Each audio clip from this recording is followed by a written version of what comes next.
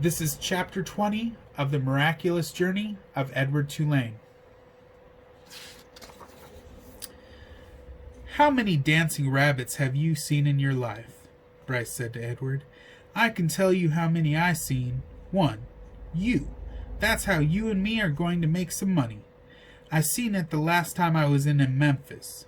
Folks put on any kind of show right there on the street corner and people pay 'em for it. I seen it. The walk to town took all night. Bryce walked without stopping, carrying Edward under one arm and talking to him the whole time. Edward tried to listen, but the terrible scarecrow feeling had come back. The feeling he had when he was hanging by his ears in the old lady's garden. The feeling that nothing mattered, and that nothing would ever matter again. And not only did Edward feel hollow, he ached. Every part of his china body hurt. He ached for Sarah Ruth. He wanted her to hold him.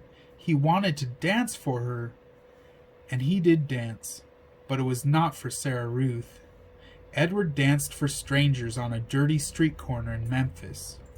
Bryce played his harmonica and moved Edward's strings, and Edward bowed and shuffled and swayed, and people stopped to stare and point and laugh. On the ground in front of them was Sarah Ruth's button box. The lid was open to encourage people to drop change inside it. "Mama," said a small child, "look at that bunny. I want to touch him." He reached out his hand for Edward. "No," said the mother. "Dirty." She pulled the child back away from Edward. "Nasty," she said. A man wearing a hat stopped and stared at Edward and Bryce. "It's a sin to dance," he said, and then after a long pause he said, "It's a particular sin for rabbits to dance." The man took off his hat and held it over his heart. He stood and watched the boy and the rabbit for a long time. Finally, he put his hat back on his head and walked away. The shadows lengthened. The sun became an orange, dusty ball low in the sky. Bryce started to cry. Edward saw his tears land on the pavement.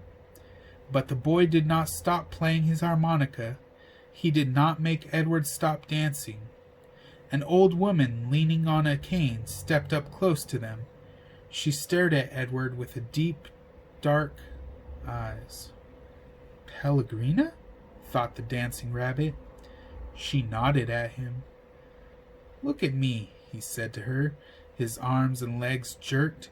"Look at me. You got your wish. I have learned how to love, and it's a terrible thing. I'm broken. My heart is broken. Help me." The old woman turned and hobbled away. "Come back," thought Edward. "Fix me." Bryce cried harder. He made Edward dance faster. Finally, when the sun was gone and the streets were dark, Bryce stopped playing his harmonica. "I'm done now," he said. He let Edward fall to the pavement. "I ain't gonna cry any more." Bryce wiped his nose and his eyes with the back of his hand. He picked up the button box and looked inside it. "We got us enough money to get something to eat," he said. "Come on, Jangles." And that is the end of chapter 19. No, chapter 20, excuse me. So, chapter 20, Edward keeps saying that he feels empty inside. Have you guys ever felt empty inside? Like, have you ever lost something and then just felt like really bad about it? It kind of does make you feel like you've lost something. I wonder if you have any experience with that feeling.